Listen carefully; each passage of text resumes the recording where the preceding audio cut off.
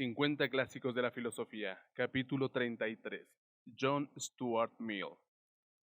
¿Cuál es el adecuado equilibrio entre la libertad personal y el control del Estado? En 1859, John Stuart Mill decía que esta era la pregunta del futuro, y sus ideas al respecto siguen siendo de obligada lectura.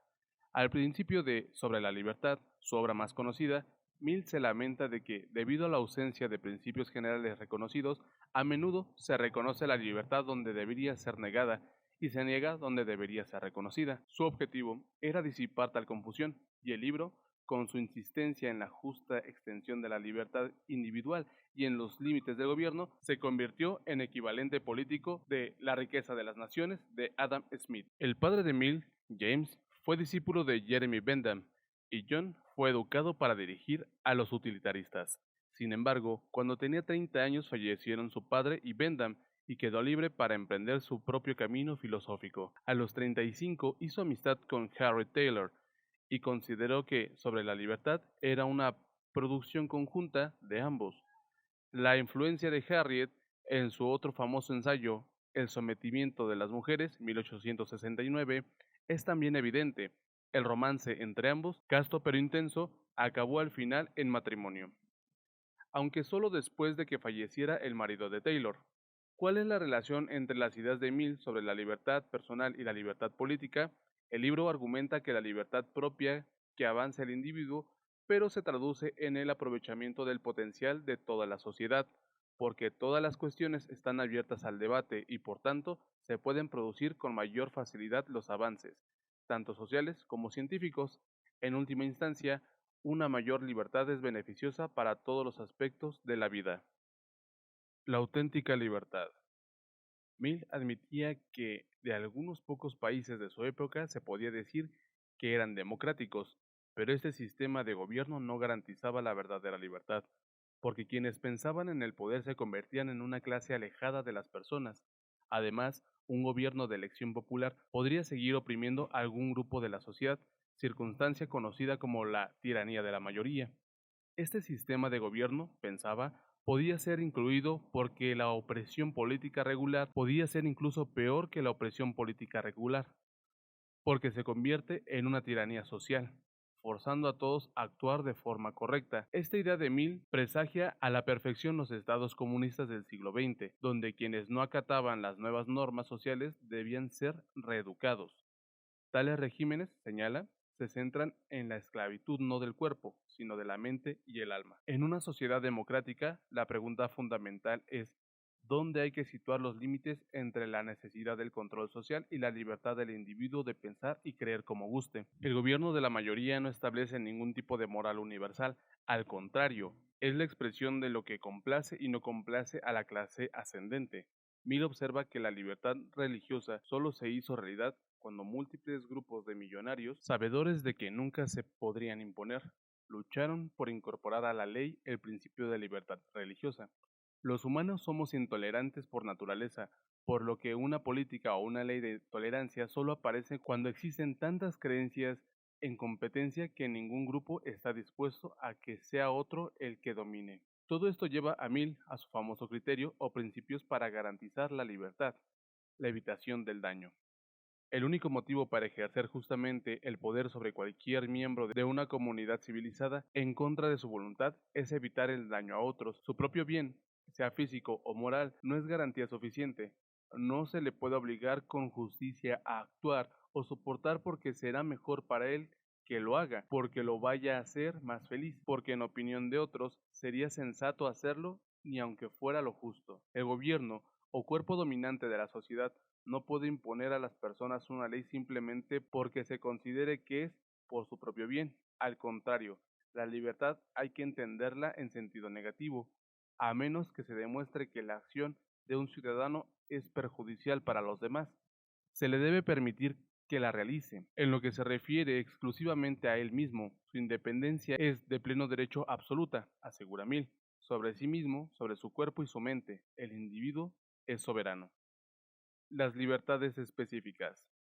Mill destaca los ámbitos de la libertad individual que se deben asumir como derecho fundamental siempre que no implique perjuicio a los demás. Libertad de conciencia, libertad de pensamiento y sentimiento, incluido la opinión y el sentimiento sobre todas las materias prácticas o especulativas, científicas, morales o teológicas, libertad para publicar esas opiniones, libertad de preferencia y objetivos o de conformar el plan de nuestra vida a nuestro propio carácter, aunque los demás puedan pensar que nuestra conducta es estúpida, perversa o equivocada, libertad de asociación con quienes queremos y de reunir a las personas con un determinado propósito. Mill señala que incluso en la Gran Bretaña de la década de 1850 se encarcelaba a las personas por no profesar ninguna creencia en Dios, y además esas personas no tenían derecho a alegar contra los delitos cometidos en su contra.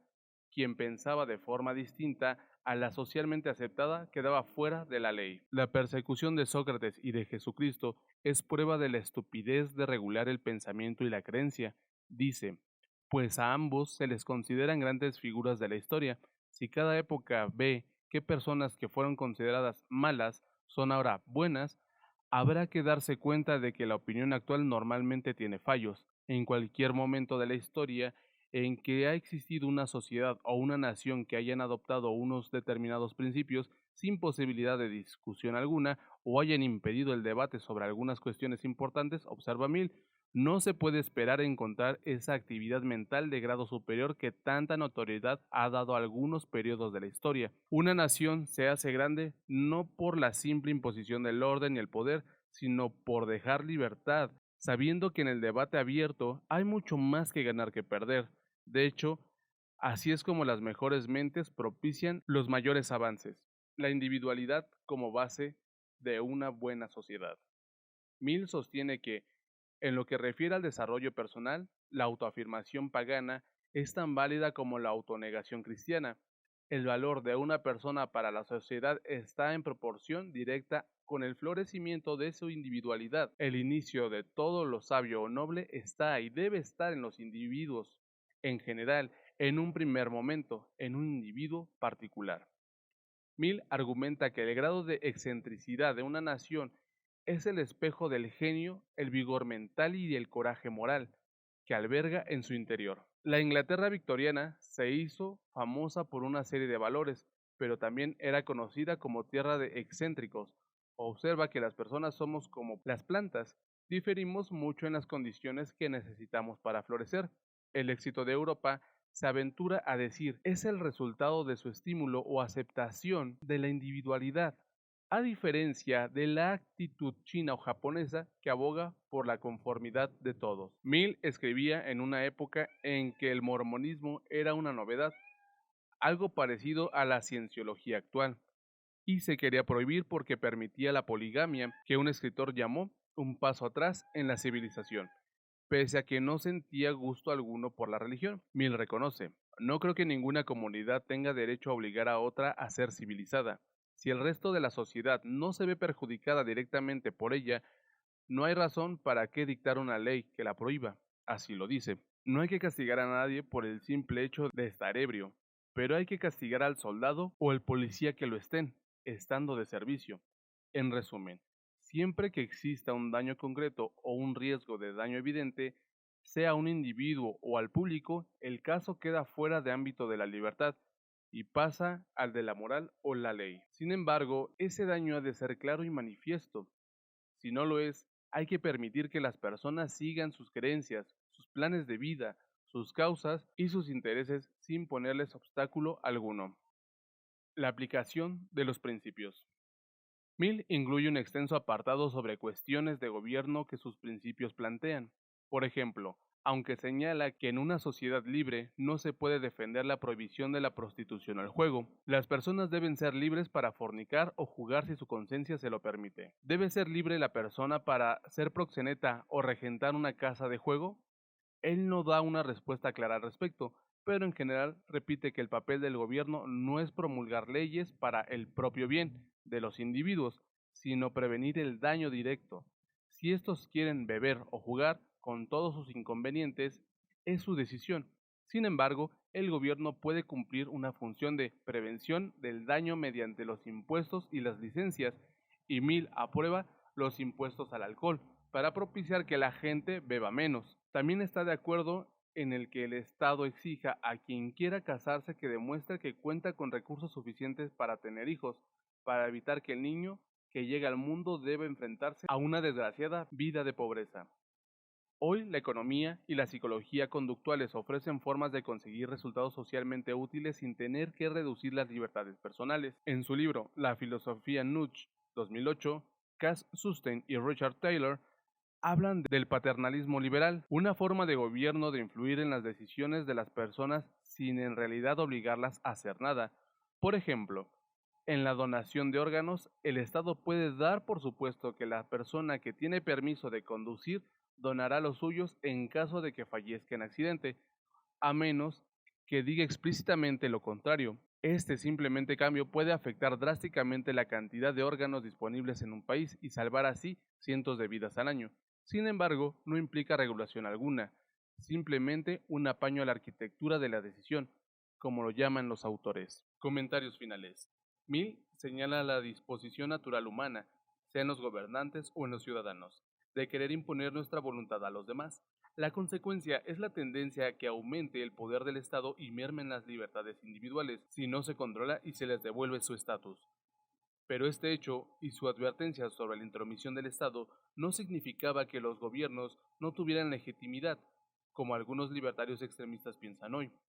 El filósofo de Harvard, Robert Nozick, subraya en su clásico Anarquía, Estado y Utopía, 1974, una visión del papel fundamental del Estado, proteger la vida y la propiedad, y obligar al cumplimiento de los contratos.